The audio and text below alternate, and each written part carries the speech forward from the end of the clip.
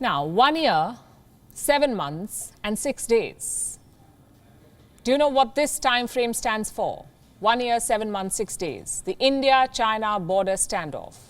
It began in May last year and it's still going on. More than 580 days later, there is still no agreement at the line of actual control. What is India's plan here? Is there a long-term strategy to contain China? We were told, yes, there is. It started with a ban on Chinese apps. Your PUBG, TikTok, WeChat, everything was removed from the Indian market. Step 2, we were told, was decoupling, keeping Chinese investments away, dropping Chinese sponsors from Indian events, like the Indian Premier League in 2020. Chinese phone maker Vivo was supposed to be the title sponsor, but they pulled out at the last minute. Do you know why? Because of public discontent. 1 year later, the Chinese are back, not as a sponsor, but a partner. I'm sure you've heard about OPPO phones. They have signed a Memorandum of Understanding, MOU, with the Indian Space Agency, ISRO. What is this deal about? OPPO and ISRO will work together on the Navik messaging service. Now, some quick facts about Navik. Think of it as India's homegrown GPS. It gives you real-time location and timing. Navik covers the entire Indian mainland, plus 1,500 kilometers beyond it.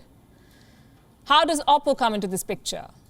Well, it's basically a collaboration. ISRO will share Navik's technical data with OPPO. Together, they will build a ready-to-use Navik messaging service. Now, when I say messaging service, it doesn't mean WhatsApp or Telegram. This is much more basic, like sending an SOS from remote locations or pinging your location at sea, things like that. This Navik messaging system will be built into OPPO phones in India. That is the plan. Just 2 problems. Number 1, will this user data be harvested by Beijing? It's a real possibility. We know that the Chinese government arm twists tech giants. Also, Chinese companies are bound by law to share data with Beijing. Problem number 2, what happened to decoupling from China? ISRO is India's flagship agency. It operates under the Indian government's Department of Space. So what message does this agreement send? And by the way, this is not a one-off. ISRO has also signed a deal with Xiaomi, another Chinese phone maker. It was the same agreement to share Navik technology with Xiaomi phones. Safe to say that decoupling is not going to plan. Banning Chinese apps was a good move. It cut off Chinese companies from the lucrative Indian market. But the follow-up must be better. Take bilateral trade, for instance. Amid all the boycott calls, India-China trade is growing faster than ever. This year, it topped $100 billion for the first time, $78 billion in Chinese exports and $23 billion in Indian exports. Now, if you compare these numbers to the same time last year, it's a 22% rise. And remember the context of this rise, a pandemic and a border standoff. So how would you describe this equation? Diplomatically, things are frosty. Militarily, it's a face-off. But financially, it's a bonanza. A bustling bilateral trade relationship.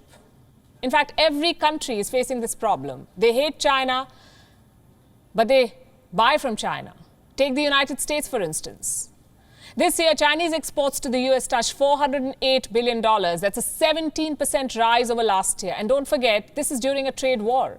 On paper, China and the US are still fighting a trade war, but bilateral trade continues to grow. Is there any logic to this? Well, yes, there is. China has embedded itself into the global supply chain. Your mobiles, your televisions, your kids' toys, everything is linked to China. As one American business executive said, we spent 13 years getting into China. It's impossible for us to just pull out. Well, the same applies to India. I wouldn't say it's impossible, but it's definitely going to take time, and we get that. We're talking about cultivating new supply chains, about finding new suppliers, building new factories, and all of this does take time, yes. But here's what India can do in the time being. Cut China off from government contracts. Navik is certainly a big-ticket project. But does it need a Chinese partner? Are other phone makers not capable of this joint project? I'm sure they are. This deal may not generate money for OPPO. It may not increase their sales, but it does increase their prestige. And it sends the wrong message to the people of India. WION is now available in your country. Download the app now and get all the news on the move.